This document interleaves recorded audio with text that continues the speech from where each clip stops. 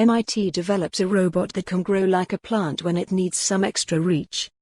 MIT has developed a new kind of robot that can essentially extend itself, growing in a way that's surprisingly similar to how a young plant grows upwards.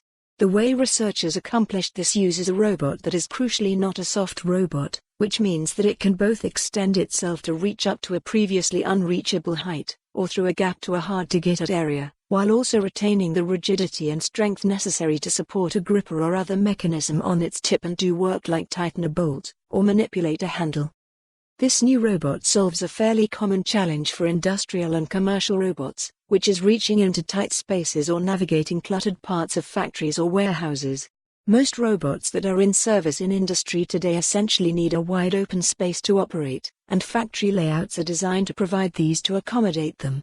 They're also essentially fixed in terms of their dimensions. It's rare to find a robot that can truly morph to meet the needs of different tasks. As mentioned, soft robotics has done some work in addressing the fixed nature of existing robots, but to date, not much that's been done with soft robotics can also accommodate the need for robots to work with what are called in robotics end effectors, or at least the variety that includes grippers and heavy-duty cameras or sensors, which tend to have a significant weight and require a stable platform from which to operate. MIT's robot solves this using a chain-like apparatus, not too different from a bicycle chain. The difference is that its links are interlocking blocks that can lock into one another to form a rigid column, and then unlock to return to a flexible state.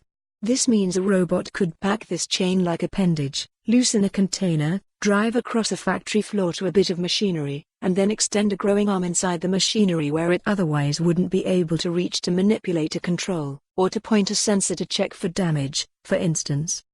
Roboticists have termed this the last foot problem, similar in nature to the last mile in transportation, since it involves going from a wide, relatively easy-to-access space to a more difficult-to-reach area. In autonomous vehicles, that might be getting from the curb to a person's doorstep.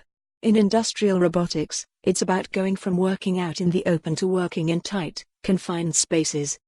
Unlocking this kind of flexibility for industrial robotics could go a long way to opening up entirely new and more varied applications of robots on the job, so the development of these kinds of robots definitely has plenty of potential outside the lab. For more on this story, visit the news article link.